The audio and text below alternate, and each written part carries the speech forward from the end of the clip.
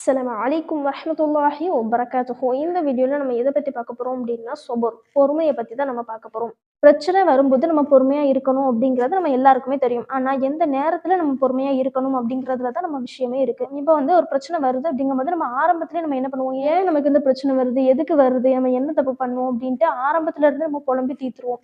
கடைசி நேரத்துல நம்ம பொறுமையா இருப்போம். சரி, நமக்கு வந்து அல்லாஹ் இத லேசாக்குவான் அப்படின்னு கடைசி நேரத்துல நம்ம பொறுமையா இருக்கோம். அல்லாஹ் கூட தன்னுடைய திருமறை குரான்ல வந்து சொல்றான், உங்கள நான் எந்த மாதிரி விஷயத்துல சோதிப்பேன் அப்படின்ட்டு. பசி, பயம், உயிர், சொத்து, விளைச்சல் இந்த மாதிரி விஷயங்கள குறைக்கிறது மூலமா அல்லாஹ் நம்மள சோதிக்கிறான். அப்போ அந்த சோதனையில நம்ம எந்த இடத்துல பொறுமையா இருக்கணும் அப்படின்னா, அந்த சோதனையின் ஆரம்ப கட்டத்துல தான் நம்ம பொறுமையா இருக்கணும். அந்த சோதனை வந்ததுக்கப்புறம் நம்ம ஃபுல்லா நம்ம கஷ்டத்த இன்னொருத்தவங்கள்ட்டயோ புலம்பி தீர்த்துட்டு, அதுக்கப்புறமாட்டு நம்ம கடைசி நேரத்துல நம்ம பொறுமையா இருக்கக்கூடாது. இது பேரு பொறுமை இல்ல. அல்லாஹ் தன்னுடைய திருமறை குர்ஆன்ல கூட சொல்றான், "இன்னல்லாஹ மஅஸ் ஸாபிரீன்." அதாவது நிச்சயமாக பொறுமையாளர்களுடன் அல்லாஹ் இருக்கிறான் அப்படின்ட்டு. அதே மாதிரி முஹம்மது நபி ஸல்லல்லாஹு அலைஹி வஸல்லம் அவங்க கூட ஒரு ஹதீஸ்ல வந்து சொல்லியிருக்காங்க. என்ன விஷயம் அப்படின்னா, ஒரு முஃமினுடைய காரியம் எல்லாமே ஆச்சரியமானதா இருக்குது. ஏன் அப்படின்னா, அந்த முஃமினுக்கு வந்து ஒரு நல்லது ஏற்பட்டுச்சு அப்படின்னா, அவன் வந்து நன்றி கூறுறான். அவன் வந்து அல்லாஹ்க்கு நன்றி செலுத்துறான். அது அவனுக்கு நல்லதாய் விடுது.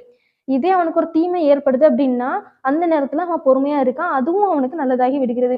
அதாவது முஃமினுடைய காரியம் இந்த மாதிரி ஆச்சரியம் வந்து வேற யாருக்குமே நடக்கிறதில்ல அப்படின்ட்டு முஹம்மது நபி ஸல்லல்லாஹு அலைஹி வஸல்லம் அவங்க வந்து சொல்லியிருக்காங்க. இன்னும் நமக்கு எந்த சோதனைகள் ஏற்பட்டாலும், அந்த சோதனையோட ஆரம்ப கட்டத்திலேயே நம்ம பொறுமையா இருக்கணும். இன்ஷா அல்லாஹ். அஸ்ஸலாமு அலைக்கும் வரஹ்மத்துல்லாஹி வபரகாத்துஹு. ஃபி அமானில்லாஹ்.